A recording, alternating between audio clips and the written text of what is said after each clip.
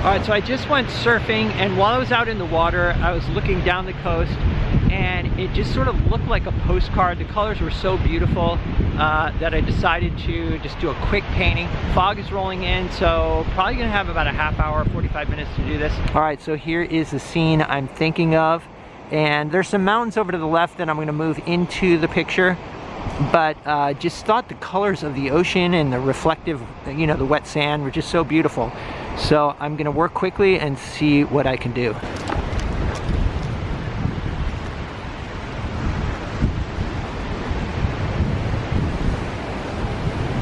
Alright, so I'm gonna be painting on a 12 by 16 inch panel today, my usual palette of colors. And I think I'm gonna scrub in with a number 8 natural bristle and then kind of tune it up with a number 6 synthetic flat. Alright, so I am gonna tone with burnt sienna and just thinning with odorless mineral spirits, and then just kind of mop it on. Okay, if it's too dark like that, then I'll just dip into the odorless mineral spirits and use it to cover the whole panel. Originally, I just had it on my palette for toning, but I do end up using it in a lot of my mixes. Like, especially like for my darks, mixing it with ultramarine, it makes a really nice dark that almost is like black. All right, I'm just gonna add a little mineral spirits to my paper towel. All right, that's a little better. All right, so I'm also sketching with burnt sienna. It's a shoreline over here. I wanna have that on the top third. Then there's the blue water here, and you notice how the angles kind of increase like this.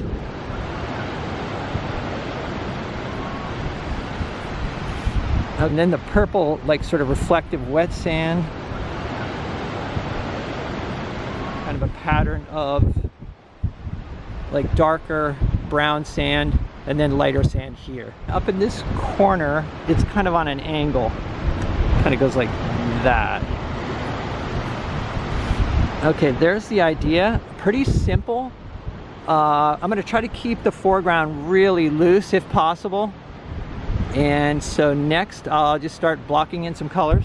All right, I'm gonna start with the water, and I used a mixture of phthalo blue, ultramarine blue, titanium white, a little bit of dioxazine purple, and some burnt sienna. And I'm keeping this at about a mid-tone value. And I wanna start with this color because it is the color of the ocean, this sort of dramatic, beautiful blue that attracted me to the scene. You know, when I was out in the water just looking at it, it just looked so, yeah, it looked like a postcard, like I said, very, very beautiful.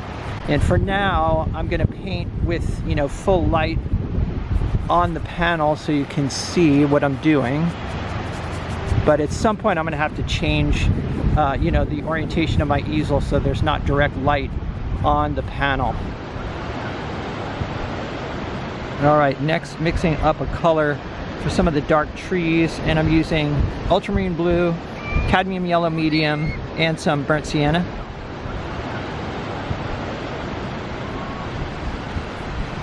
There's some houses over here, but I don't think I want to include those just because of the scale of this painting. It's too small. I want to eliminate all detail if possible.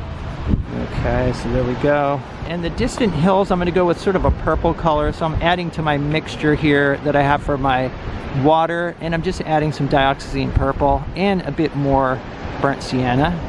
And I really do like the way these mountains in the distance kind of stand out against the cerulean sky there. And I think I'll put in these distant hills too. I'm just going to add some titanium white to this purple mixture, and I'll start with that. Although the mountains actually look kind of pink to me, so maybe I'll try adding pink. I'm just going to add a little bit of alizarin crimson, and let's see if that's better. Yeah, I think that's better actually. There we go. All right, so I'm going to start working on the cerulean sky, and I'm using a mixture of titanium white and phthalo blue, and I'm trying to keep this as clean and pure as possible. One of the nice things about phthalo blue is that it's got such strong tinting power that you can mix up a really high value blue and it's still got a lot of saturation. I really like how you know, the sky is really bright. Right at the, like right above the mountain. And then it gets to be more ultramarine up top. All right, so I'm gonna add a little ultramarine to the mix here. All right, next I'm mixing up a color for the wet sand using titanium white, ultramarine blue, and a bit of dioxazine purple. And let's see how that looks. Actually, I want a little more purple in that. So I'm gonna add a little more dioxazine to it. That's a little bit too much. A little bit goes a long way with dioxazine purple. It's another paint with really strong tinting power. I want to make sure that the relationship between the wet sand and the white water, you know, that the value relationship is accurate. The wet sand is light in value, but it's definitely darker than the white water. It kind of comes out like this. And I'm going to keep these strokes very horizontal. I might change the direction as they get closer down here. Like maybe like that. Let's see how that looks. And that's a little too dramatic. Maybe I'll keep them horizontal all the way.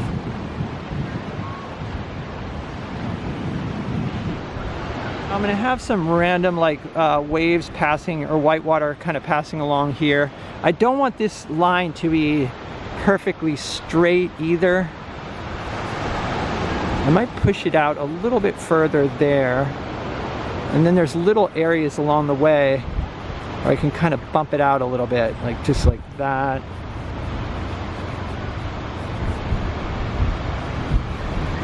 And some of these little, you know, some of these little shapes here, they kind of indicate the contour of the sand. All right, so I'm mixing up color for the sand here using titanium white, some yellow ochre, a bit of this transparent yellow oxide, and then also some dioxazine purple. I like to gray down with complements, so the complement of yellow is purple. Sometimes if I use too much dioxazine purple, it'll, you know, put too much red in the mixture, but we'll see. I want it to kind of be gray. I need it to be darker than that, I think. I'm gonna add a little bit more ultramarine.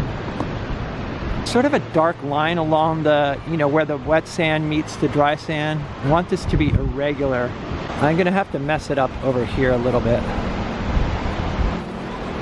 Now I've added some titanium white to the mixture for this portion of sand right along here. And then it gets lighter over to the left.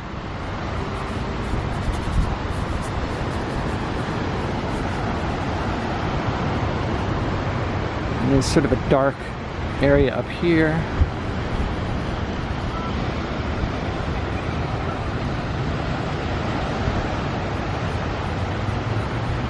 And again, I'm going to try to keep these strokes here horizontal.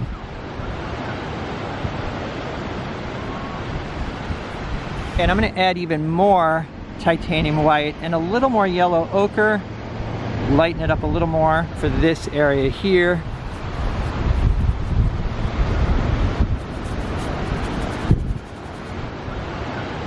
I might have some little passages, like dark, you know, passages in here to kind of break this area up a little bit, because this is kind of a big area with not much going on. All right, so at this point I've walked back from the panel and I'm just trying to decide if there's anything I need to do compositionally. I think there are some value adjustments that need to happen. The purple, you know, wet sand is not dark enough.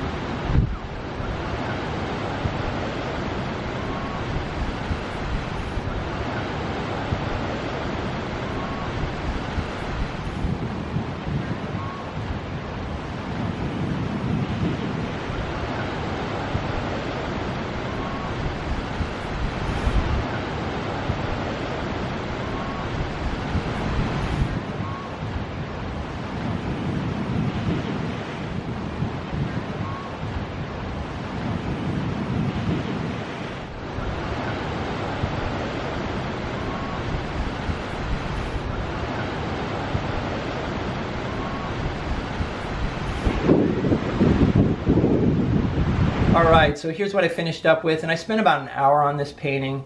I think painting quickly was definitely an advantage because I didn't overthink this area down here, and I think there's some really nice stuff happening, you know, brushwork wise, and we'll take a closer look at that in a second. As I mentioned, I was inspired by this beautiful blue-green water and then the relationship with the white water, you know, just that strong contrast.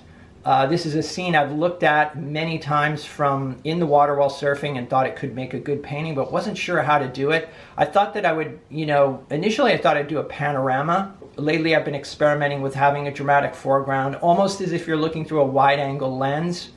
And so that's what I went for here, is to try to have this dramatic lead-in out into the distance. One other thing I'll mention is that oftentimes I paint the sand too light in value, so lately I've been paying attention to that and making sure that I compare the sand value to the white water and then adjust accordingly. This area in here, it was painted really quickly, and so, you know, I like all that, you know, energy in the brushwork, and it does sort of suggest motion.